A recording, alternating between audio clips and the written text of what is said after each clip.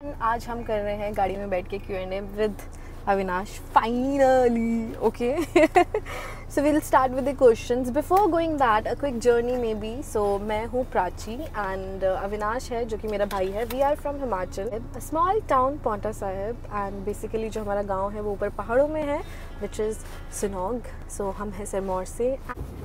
Hey everyone, welcome back to my channel which is Prachi Shimmy. आप सबने mostly हमारी journey जो देखी है यूट्यूब से देखी ही है एंड मेरे पिछले व्लॉग्स देखे हैं. So all of you are aware about that he recently pass out from OTA Chennai. सो आप सबके इतने सारे क्वेश्चंस थे उस वीडियो के बाद दैट मैंने स्पेसिफिकली मतलब आई थिंक 400+ क्वेश्चंस तो मेरे पास आए थे which were just related the examination. कैसे करना है भैया ने, क्या किया है क्या नहीं, ये वो इतने सारे क्वेश्चंस थे. Now I finally have all those question with me and उनमें से कुछ क्वेश्चन जो मोस्ट आस्क्ड थे वील ट्राई कि अविनाश आज आंसर करे. तो अविनाश, सबसे पहले आपको कैसा लग रहा है मेरे चैनल पे आके? मैंने कभी सोचा नहीं था कि मुझे ऐसा मौका मिलेगा कि मैं आपके पॉडकास्ट में लाइव आऊँगा. Big fan. Oh my God, thank you. हम पहले क्वेश्चन से शुरू करते हैं. हेलो दीदी, I want to ask you question. मैंने अभी 10th स्टैंडर्ड ख़त्म की है. मैं परेशान हूँ कि मुझे कौन सी स्ट्रीम चूज़ करनी चाहिए आगे के करियर के लिए.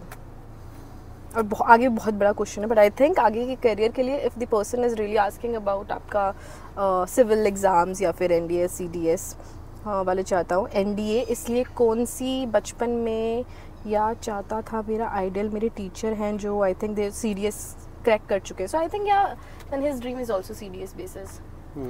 विच स्ट्रीम? नीट या NDA? नीट इसलिए क्योंकि मेरे फैमिली वाले चाहते हैं, एंड NDA इसलिए बिकॉज उसके बचपन का सपना है. फर्स्ट थिंग, प्लीज़ आपके जो बचपन का सपना है ना, whatever you feel you want to become, want to do in your life, please do that. Because personally मेरे पापा चाहते थे मैं साइंस लूँ, बट मैं कॉमर्स बैकग्राउंड में मैं HR में करना चाहती थी and that was a clash of ideologies between two of us. But yes, मैंने साइंस नहीं ली, मैंने कॉमर्स लिया बिकॉज आई न्यू कि मुझे ये चीज़ करनी है. Same goes for him because इसको क्लैरिटी थी कि इसको क्या करना है क्या नहीं. Accordingly he picked his stream. बताएंगे आप? नहीं बट ठीक है. Science arts that totally depends upon your aspirations, what your family want. वो भी थोड़ा है बट उनको समझाने का एक तरीका होता है. और नीट के साथ साथ NDA साथ साथ प्रिपेयर हो सकता है क्योंकि बेसिकली NDA में या फिर CDS में आपके साइंस के सब्जेक्ट्स भी होते हैं, आपका आर्ट्स से रिलेटेड सब्जेक्ट्स भी आते हैं, पॉलिटी वगैरह, हिस्ट्री, ज्योग्राफी. आपका कॉमर्स में आपका इकोनॉमिक्स आ गया. So all these are part of your CDS and NDA syllabus. So अगर आप साइंस सब्जेक्ट्स लेते हैं तो आप साइंस के साथ साथ आर्ट्स वाले सब्जेक्ट्स पढ़ना कंपैरेटिवली ईजी होता है. बट अगर आपने आर्ट्स में किया है तो कल को आपको CDS के लिए साइंस के सब्जेक्ट्स भी पढ़ने पड़ेंगे. Physics, chemistry, biology and mathematics भी उसका पार्ट है.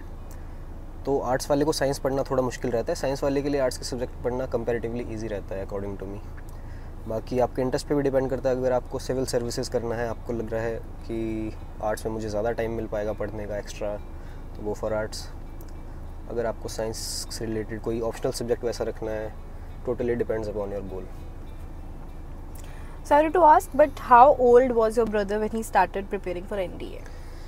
NDA, I've given NDA 2 times after my +2. उसके बाद मेरी एज ख़त्म हो गई थी. सो देन NDA का तो इतना ही है. ओके, तो ये क्वेश्चन हम लोग आगे इसका आंसर नहीं बताएंगे. आगे एक और क्वेश्चन इससे रिलेटेड है. We will just take it from there. Okay, so the next question is why army? How many attempts you give and your resources while preparing? I think इसमें आपको आंसर मिल जाएगा. So why army? Army का as we are from Paonta Sahib, तो IMA is nearby. So actually जैसा आपने बोला कि I was preparing for NEET, नहीं, parents are telling to prepare for NEET and I want to give NDA. तो मेरा भी ऐसा था. I also used to go to Dehradun to prepare for JEE, जो कि मेरा गोल नहीं था बट ठीक है, घर वालों ने कहा था तो I also give it a try. But साथ साथ फिर वहाँ आते जाते हुए I used to see cadets in IMA और उनको देख के मैं और ज़्यादा इंस्पायर हुआ. तो मोटिवेशन टू जॉइन आर्मी वहीं से आ गया था. How many attempts you gave? How many attempts you give? तो CDS बिफोर क्लियरिंग, मतलब पहले 3 अटैम्प्ट्स मैंने दिए बट उसमें वही 1-2 नंबर से, कभी 3-4 नंबर से कट ऑफ से रह जाता था. उसके बाद फिर क्लियर हुआ. फिर देन अगेन क्लियर हुआ, बट फिर उसके बाद SSB का पार्ट होता था। तो रिटर्न का तो ये था। SSB I have given 5 SSB attempts, जिसमें से I was screened out 2 times and 2 times I have attended conference, और अभी लास्ट 5th अटेम्प्ट में I got recommended. Your resources while preparing. Resources CDS के लिए तो यार बेसिकली आपका सबको पता ही होता है, लक्ष्मीकांत पॉलिटी के लिए पढ़ लो, और बाकी आजकल तो आपको ऑनलाइन यूट्यूब पे इतनी सारी प्लेलिस्ट्स मिल जाएंगी, ज्योग्राफी की, NCERT की। ज्योग्राफी और हिस्ट्री मैंने NCERT से किया, 10th 11th 12th। बेसिकली इसमें आपको NCERTs में सारा कुछ कवर हो जाता है, बेसिक्स। उसके अलावा आपकी मैराथन क्लासेस हो जाती है यूट्यूब पे। आप, मैं पर्टिकुलर किसी यूट्यूबर का नाम नहीं लूँगा, बट हाँ मैंने उसी से प्रिपेयर किया था आपके lectures, lessons and lesson plans according to CDS। And क्या मतलब would you suggest people that end में if they qualify the written exams SSB के लिए वो लोग इंटरव्यू और उन सब चीज़ों के लिए कुछ कोचिंग ले? Would you prefer that? इसमें आपको बहुत सारे मिक्स्ड व्यूज़ मिलेंगे। सम ऑफ देम विल से कि हाँ कीप योरसेल्फ रॉ, आप अपनी मेंटालिटी को चेंज मत करके जाओ। So totally depends. बट आजकल आप देखोगे तो पहले जब मैंने स्टार्ट किया था SSB देना 2020 के अराउंड, उस टाइम पे ऐसा था कि अगर 150 का बैच है तो सिर्फ 40-50 कोचिंग लेके आए होंगे, बाकी सारे वैसे जाएंगे। उस टाइम उतने रिसोर्सेज भी नहीं होते थे, लोगों को इतनी अवेयरनेस भी नहीं थी। बट आजकल आप SSB देने जाओगे तो recently I was from my friends, तो वहाँ पे बैच में 150 में से लगभग 100 to 120 कोचिंग लेके आ रहे हैं। सिर्फ 20-30 होंगे कोई मुश्किल से जो विदाउट कोचिंग आ रहे हैं। तो आपके पास एक आई थिंक आजकल प्लस पॉइंट होता है, क्योंकि हर एक बंदा कोचिंग लेके आ रहा है, बट उसके बाद भी आपको जज करते हैं कि आफ्टर ट्रेनिंग सम गाइडेंस आप कैसा परफॉर्म कर रहे हो। तो अगर आप कोचिंग ले रहे हो उसमें कोई बुराई नहीं है। इनफैक्ट वहाँ पे आपको फर्स्ट हैंड एक्सपीरियंस मिलेगा। आप अगर ऑनलाइन GD दे रहे हो और इन पर्सन वहाँ पे 15-16 के ग्रुप के अंदर बैठ के GD दे रहे हो, तो बहुत फ़र्क पड़ता है उस एनवायरनमेंट का भी। अगर आप विदाउट कोचिंग वहाँ फर्स्ट टाइम जा रहे हो तो फर्स्ट टाइम कोई चीज़ करके आपको थोड़ा डर लगेगा, आपको थोड़ी घबराहट होगी, बट वो चीज़ आपने इन पर्सन एक वैसे ही एनवायरनमेंट में प्रैक्टिस किया होगा, तो it will help you a lot. The next question over here would be, भैया कहाँ से रिकमेंड हुए थे? मैं हुआ था भाई 31 SSB Jalandhar, and that was your fifth attempt, right? So I think इस पूरी जर्नी से लाइक बहुत सब लोगों ने पूछा NDA कहाँ से किया था। सो इसने ट्राई किया था, but it's how long you can try. What I feel is आपको गिव अप नहीं करना है, because for him also it was his 5th attempt जिसमें ये मेरे IMA के अटेम्प्ट्स एक्चुअली ख़त्म हो गए थे। I was giving IMA prior to that. फिर my last attempt for OTA was remaining, जो कि मैंने जलंधर में दिया। और जलंधर में अभी बोर्ड नया एस्टेब्लिश हुआ, उससे पहले कपूरथला होता था। वहाँ पे मैंने अपना फर्स्ट SSB दिया था कपूरथला में। So that time I was screened out. तो लास्ट अटेम्प्ट भी मेरा सेम ही जगह पे आया था और वहाँ से मैं रिकमेंड हुआ। एक इंटरेस्टिंग क्वेश्चन और है आई थिंक, जो इसकी जर्नी का एक पार्ट भी रहा है, सो इसको भी हम इंक्लूड करेंगे। Were you enrolled in NCC before joining forces? If yes, then you went through NCC special entry or through normal process? See, I was a part of NCC in DAV college, Chandigarh में, sector 10, and yeah, NCC played a vital role ये सब चीज़ें सिखाने में, ethics क्या क्या होता है आर्मी में, रगड़ा पट्टी and all, discipline, waking up early, और उससे मुझे और ज़्यादा मोटिवेशन मिली, you can say that. But I did not get recommended through NCC entry. हाँ, मैंने स्टार्टिंग में इनिशियली NCC एंट्रीज़ दी हैं, बट उसके बाद फिर मैंने CDS के लिए प्रिपेयर करना शुरू कर दिया था, एंड उसके बाद लास्ट की एंट्रीज़ मेरी रिटर्न एंट्रीज़ थी, and I got recommended through that only. But या यू गेट इक्वल अपॉर्चुनिटी अगर आप NCC एंट्री के थ्रू भी जा रहे हैं। OTA NCC entry is specific for OTA Chennai basically. Return के थ्रू आप अगर टेक्निकल जा रहे हैं तो आजकल वहाँ पे गया शिफ्ट कर दिया है। बाकी आपकी TGC एंट्रीज़ है, JAG एंट्रीज़ है, अलग अलग स्ट्रीम्स के अकॉर्डिंग, एंड IMA के लिए भी रिटर्न एंट्री के थ्रू जा सकते हैं आप, डायरेक्ट एंट्री जिसे हम बोलते हैं। And same if you are preparing for NDA तो रिटर्न क्लियर द SSB और इंटरव्यू। NDA में थोड़ा मेरिट का सीन ज़्यादा होता है, या but that's it. Thank you. Next question is, first of all, thank you ma'am for this. My question is that how Avinash got admission in OTA Chennai? I think अभी बताया है. Through which exam? How he prepared for that exam and what all study material followed through the whole journey? Study material मैंने जैसा बताया भी था कि मेरे पास काफ़ी बुक्स भी थी, लक्ष्मीकांत, ल्यूसेंट वगैरह जो मैंने इनिशियली ली थी और उसके अलावा NCERTs का हिस्ट्री और ज्योग्राफी एड से मैंने पूरा का पूरा NCERT से किया है, 9th 10th 11th 12th, start from 9th 10th। इतनी पतली पतली बुक्स है ज्योग्राफी की, आप देखोगे तो, और उससे ईज़िली आप मतलब 1-2 दिन में एक बुक ख़त्म कर सकते हो। और बेसिकली NCERT की सबसे अच्छी बात यह है कि it is very easy to understand. उसके लिए आपको किसी एक्स्ट्रा लेक्चर की ज़रूरत नहीं पड़ेगी, और अगर आप उसको ख़त्म कर लेते हो उसके बाद you can refer to all the YouTube sources. अगर आप कोर्स लेना चाहते हो वैसे रिटर्न के लिए, CDS के लिए आई डोंट थिंक रिक्वायरमेंट है, बट या यू कैन अवेल अगर आपके पास टाइम कंस्ट्रेंट है और आप जल्दी चीज़ें समझना चाहते हो तो।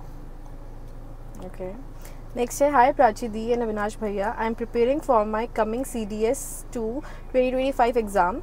How should I prepare to clear the cutoff in all 3 papers, especially maths? Which book do you refer for all 3 subjects? Please tell us the resources for preparing. So I think ये भी you've answered it. Maths का same CDS के लिए जैसे 3 exam होते हैं, बताइए आपको, मैथ्स, इंग्लिश एंड GS। तो इंग्लिश में बेसिकली मैक्सिमम स्टूडेंट्स जो होते हैं इंग्लिश में मैक्सिमम स्कोर करते हैं, और उसी के थ्रू आपकी कट ऑफ और मेरिट बनती है रिटर्न की। GS में सबका स्कोर यही रहता है 40 के अराउंड, क्योंकि GS में फिर आपके बाकी सब्जेक्ट्स आ जाते हैं, आपका geography, history, polity, economics, physics, chemistry, biology, current affairs. तो ये सब आपका मिक्स ही रहेगा। अगर आपका, जैसे मैंने बताया था, अगर आपके पास साइंस है तो you can easily do that science part 30 marks का, एंड उसके बाद आपको फिर आर्ट्स का थोड़ा बहुत पढ़ना पड़ेगा, ज्योग्राफी, हिस्ट्री, इकोनॉमिक्स, ये सब आपका you can understand easily. But if you are from arts background या कॉमर्स बैकग्राउंड तो आपको आर्ट्स और कॉमर्स का तो आएगा, बट फिज़िक्स, केमिस्ट्री, बायोलॉजी आपके लिए थोड़ा समझना, मैंने देखा है यूजुअली कैंडिडेट्स के लिए मुश्किल हो जाता है जो आर्ट्स बैकग्राउंड से होते हैं। बट ऐसा नहीं है कि वो क्लियर नहीं करते, वो आर्ट्स के सब्जेक्ट में ही इतनी अपनी कट ऑफ खींच लो कि आपको साइंस पढ़ने की ज़रूरत ना पड़े। That totally depends on your calibre. Okay. Next question is, hi Avinash Bhaiya and Prachi Di. My name is Aryan Vats. My question is how to prepare for ND exam and clear in first attempt. I think you should try your best, but for this don't think in your mind अगर first attempt में नहीं हुआ तो क्या, because if you don't give up you'll see people in front of you, लोगों का ये हो रहा है वो हो रहा है, okay, which is really good, but please आप अपना personal strength lose मत करना, and think कि you should keep on trying and learning every time, right?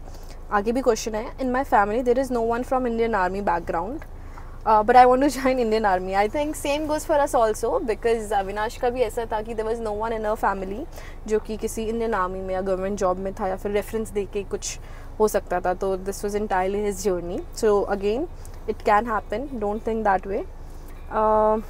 Now I'm in class 11th and not doing very well in studies. My basics in previous class is also weak. How can I change my habits? And please give me some physical fitness tips also. And Prachi Di, I love to watch your vlogs. Thank you Aryan, thank you so much. Questions? See, 11th 12th का percentage ठीक है, मेरा भी I was not scoring that good in my 11th। 10th में ठीक है मेरा score अच्छा था, बट 11th में थोड़ा कम था। 12th में still there was a lot of scope for improvement। उसके बाद ग्रेजुएशन में भी since I was part of NCC also then, तो I was in national camps, कभी किसी इवेंट्स में, समटाइम्स इन फुटबॉल, तो उसकी वजह से मेरा ग्रेजुएशन का percentage was also not good. But इसकी रिटर्न एग्ज़ाम की यही सबसे अच्छी बात है कि you need to clear the basic cut off, उससे ऊपर आपकी परसेंटेज होनी चाहिए, you are eligible for return.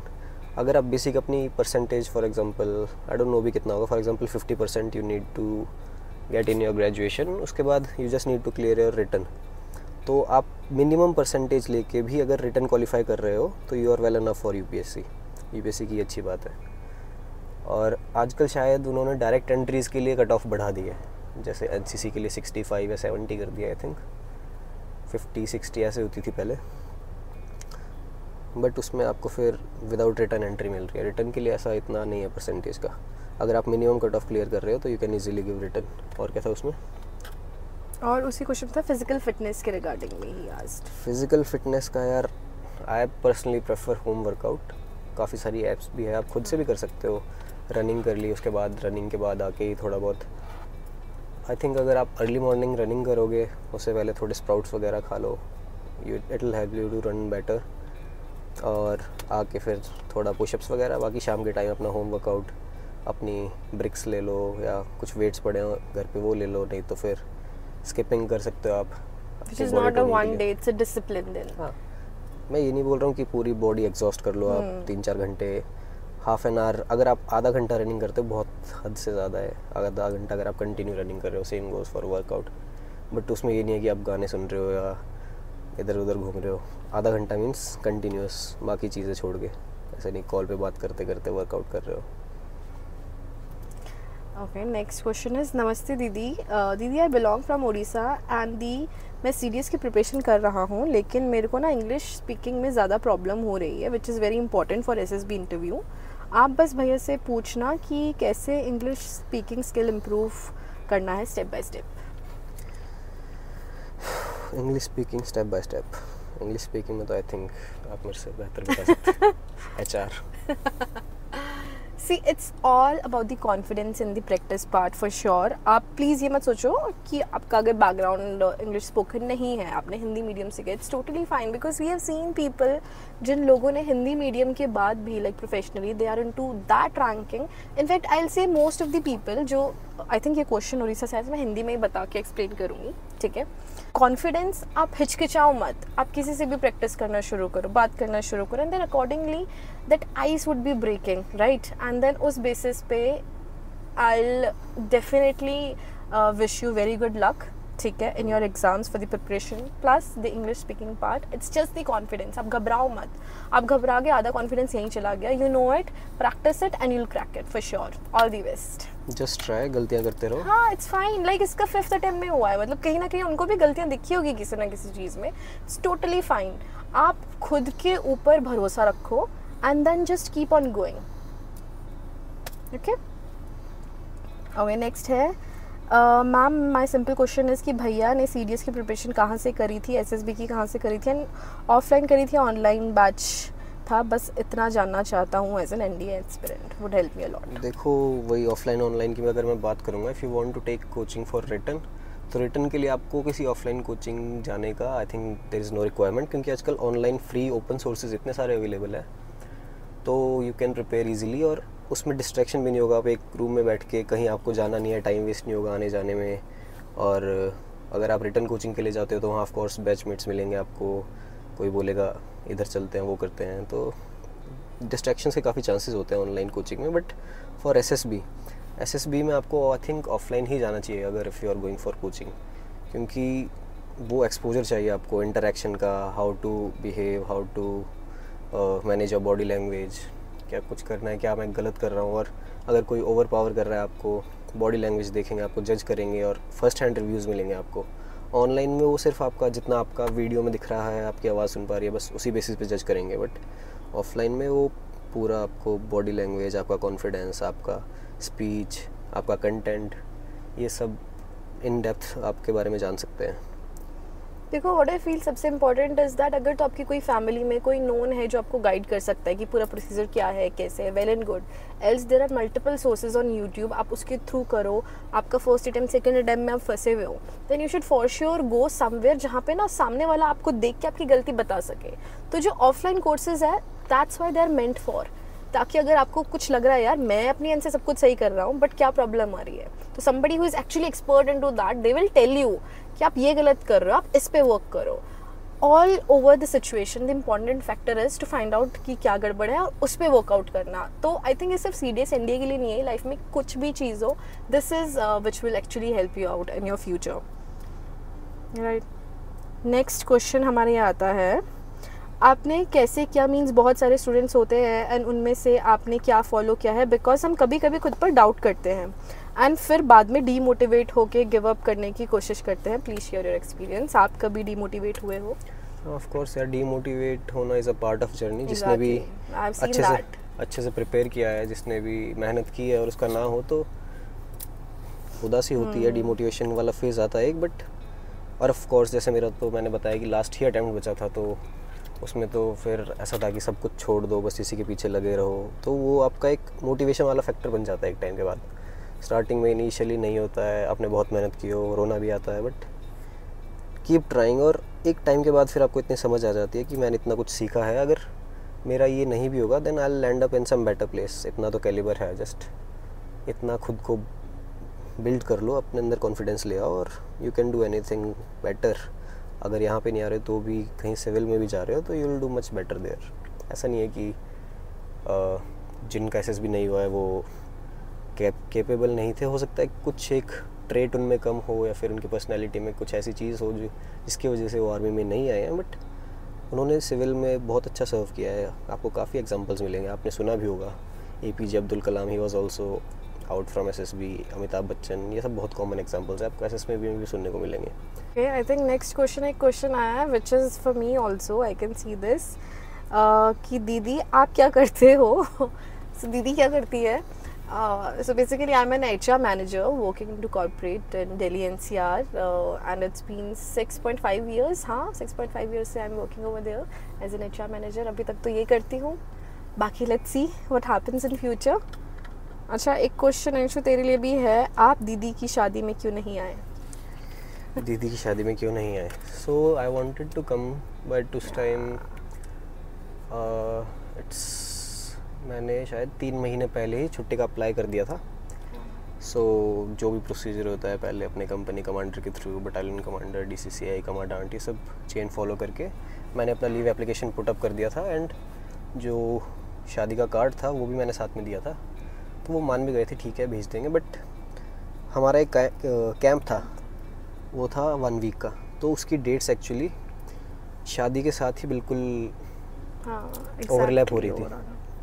तो हमारा कैंप स्टार्ट होने के बाद और कैंप ख़त्म होने के बीच में ही शादी थी, और वो मेरे सीनियर टर्म का कैंप था, फाइनल टर्म का।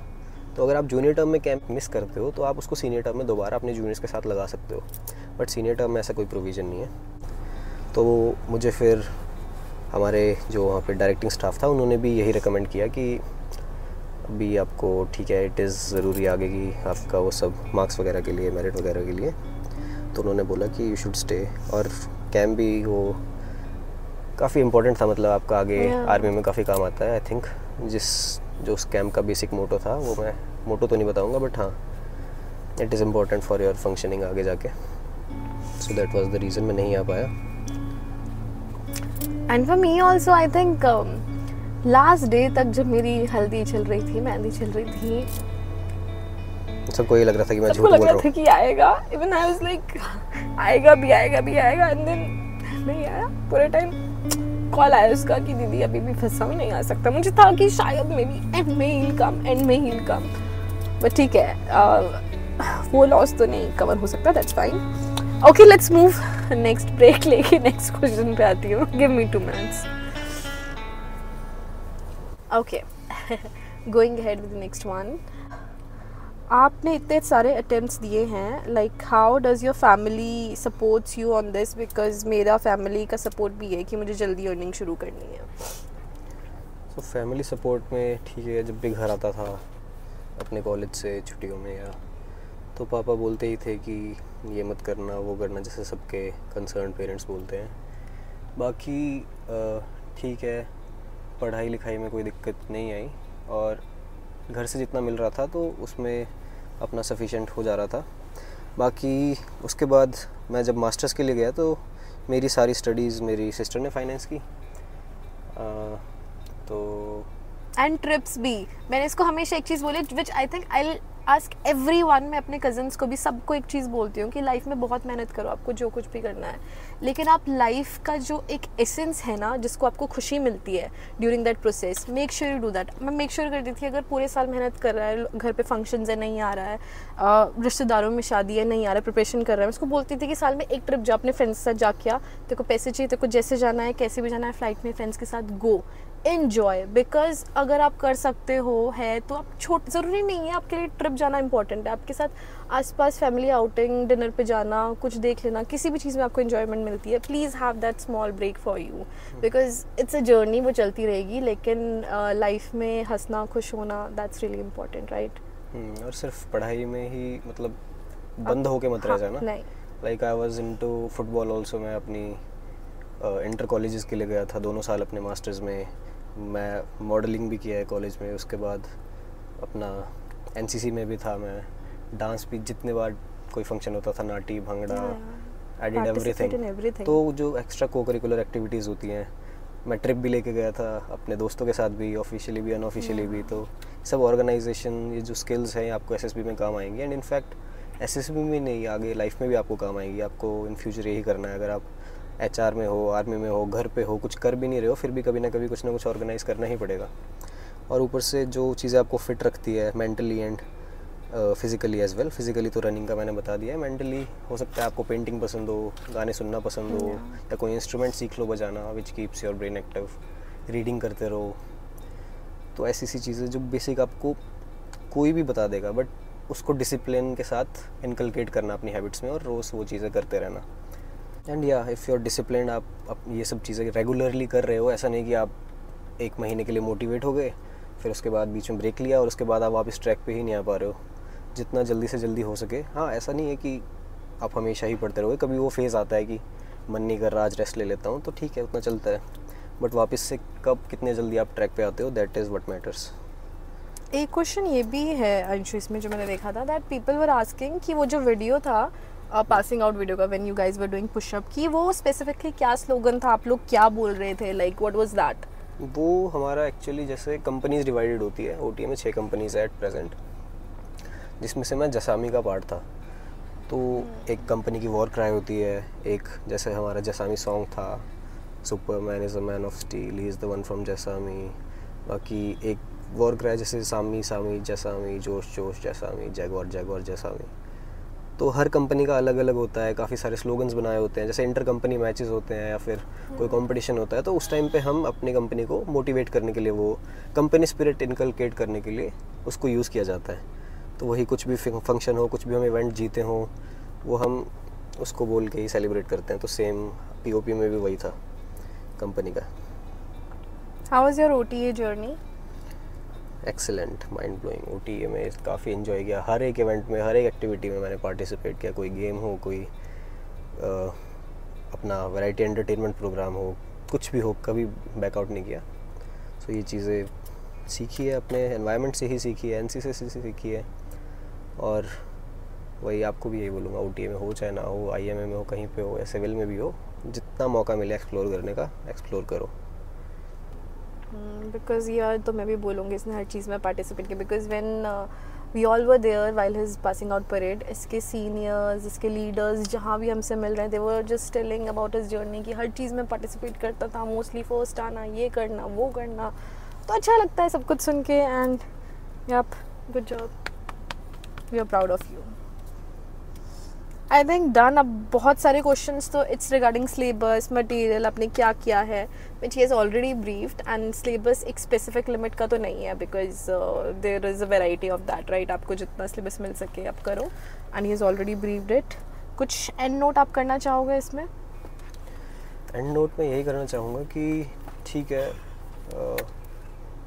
हम भी गांव से आते हैं, गांव से रहते हैं, तो ऐसा नहीं है कि आपको काफ़ी रिच होना है। जैसे मैंने कमेंट्स में काफ़ियों का ये भी देखा था कि हो सकता है जिनका नहीं हो पा रहा है या जिनकी एज ख़त्म हो गई है, वो गुस्से में कमेंट कर रहे हो, जो कि आ जाता है कभी कभी। उन्होंने लिखा था कि ऐसा नहीं है, सिर्फ आर्मी ऑफिसर्स के बेटे ही इसमें आते हैं, ऐसा नहीं चलता है, नॉर्मल इंसान का नहीं होता है, बिना अप्रोच के नहीं होता है। तो मेरे पास कोई भी सपोर्ट मतलब इसमें नहीं था कि कोई ऐसा मैंने किसी से बात बूत करवाई हो या कहीं से जुगाड़ लगाया हो। रिटर्न क्लियर की एसएसबी दिया, नहीं हो रहा था, बार बार देता गया जब तक मेरे पास चांस था, और इवेंचुअली हो गया। और उसके बाद भी जब मैंने एकेडमी जाके जो देखा, और अभी भी जो सर्विसेज में मेरे साथ लोग हैं, तो बहुत बहुत कम अमाउंट ऐसा मिलेगा आपको पर्सन्स का जो कि जिनके फादर ऑफिसर है। मैक्सिमम ऐसे मिलेंगे आपको या तो सिविल से, या तो किसी जेसीओ या फिर कोई जवान के बेटे मिलेंगे। ऑफिसर्स के बेटे आजकल ठीक है, कईयों का इंटरेस्ट है, कईयों का नहीं, और वो बोलते भी नहीं है कि अगर तुम्हें आर्मी में आना है तो आओ, नहीं आना तो मत आओ। मेरे काफ़ी फ्रेंड्स हैं जो अभी सिविल में जॉब कर रहे हैं, मतलब जो आर्मी ऑफिसर्स के बेटे हैं, या फिर कई दुबई है, कनाडा है, कहीं बाहर सेटल्ड है, तो सबका इंटरेस्ट भी नहीं होता आर्मी में। और कई ऐसे भी हैं जिन्होंने काफ़ी बार ट्राई किया है बट नहीं हो पाया है। सो ऐसा नहीं है कि भाई सिर्फ आर्मी वालों का ही होगा, सिविलियंस का नहीं होगा, या फिर आपको बहुत अप्रोच चाहिए। So that's not the case in army. अगर मैं आ सकता हूँ तो आप भी आ सकते हो, कोई भी आ सकता है मेहनत करके। That's the only thing I want to say. Just stay consistent, give your best, and होता है तो वेल एंड गुड, नहीं होता है तो don't feel bad, you will do good somewhere else. Okay, So at the end, I think keep on pushing yourself, keep doing that and one day you will reach there for sure. I think मैंने आप try किया है कि maximum questions में cover up कर लूँ, and already ये बहुत लंबा व्लॉग होता जा रहा है, एंड दैट टू इसको घर भी पहुँचना है, you'll be getting late. So if required maybe एक part 2 कर लेंगे बाद में. But thank you so much for watching this small video regarding the Q&A, and thank you so much. Happy Raksha Bandhan. Bye bye.